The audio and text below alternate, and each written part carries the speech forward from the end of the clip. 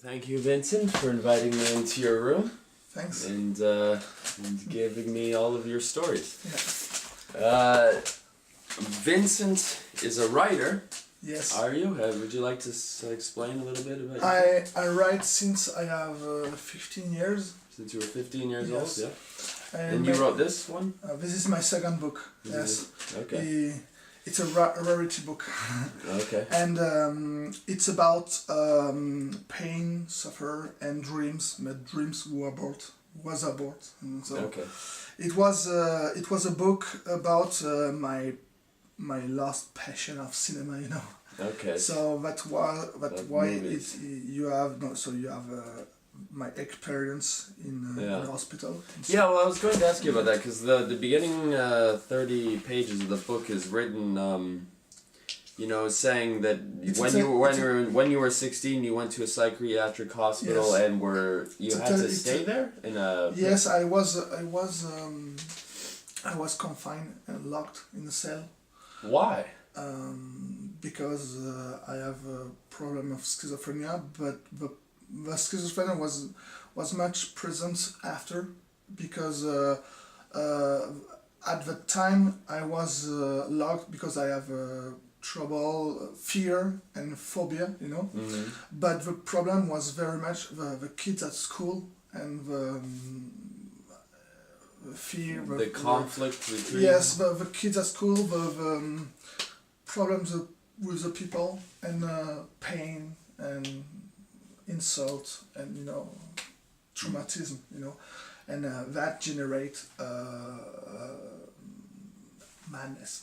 Madness, yeah. So what was you went in when you were 16 years old? So what happened leading up to that point? At that time I was writing because it was an escape of all suffering at the school, all suffering. And you were suffering before, yeah, just. Yes, since I was a child, I dreamed to die. So really, I don't have an infancy. I don't have a teenage period. I don't have nothing, and I was collapsed all the time. So okay. I retranscribed my pain and my anger to exist in my writing. So. Okay, well then, I'm just checking it's on because sometimes I don't forget to turn it on. Yeah. But so the way you write about it is as if like psychologically it was like fucking torture. Yeah, you wrote. It was a test. It was a testify about what happened inside the psychiatry. And it was very much like this. Yes, it was worst like this. But then how? Why? Like because what was... it is a universe very closed and very nobody can film and be inside that place, because everybody keeps a secret, because if you enter inside you are afraid, because your life is not belong to you. Okay. And you arrive in that hostile place, and you are afraid, all fear inside you. You don't have life, you don't have conscience, you don't have a perception, nothing. And when you are inside locked, you have the damn, and you are afraid because they have a control on your life. So. And how long were you in there? In a cell 2 weeks.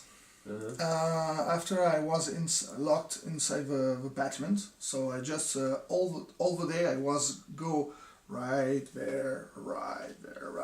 So it was like it's a lobby. It's a lobby. A lobby. Yeah. Okay. I was all the time like so. I was a zombie.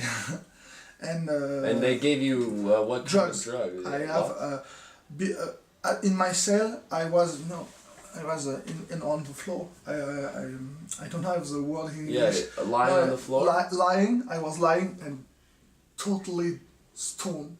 Totally disaster in my. Like I you don't. move. I just with the eyes. Really. Yes, and I don't know if I was alive or not. I don't know how I was before. I don't know anything. Right, you're just... So, you know, I was always terrified, you know, and I was fear when I hear a key in In the door. In the door, yeah. It's terrifying. That's fucking awful. Yeah. So then you wrote this screenplay, and it's a story about people that are locked inside of one of these psychiatric hospitals, but then they have a little bit of a rebellion, and the main revolutionary figure is a Catholic... Pierre Fairfax, yeah. Pierre Fairfax. Yeah, here's a little quote from Pierre. "Our Father has created us all different, and at the same time in his own image. He has forbidden drugs, no matter which kind. Even if drugs are supported by human laws, they are still damaging to our spirits. Don't forget that Christ is risen to guide us and bring us back to peace, and not to leave us locked up with no respite for our souls, and no hope of freedom. He will also rise up, or we will also rise up, like him, resurrection." Yeah. Pierre is a preacher. Mm-hmm. When I write this character, I was trying to stigmatize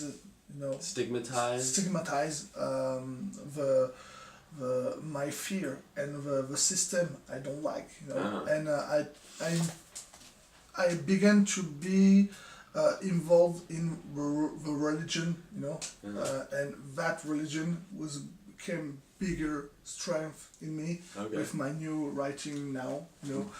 But I try to exist through that character in my writing. And he's a preacher, so I denounce, you know, all the things I blame.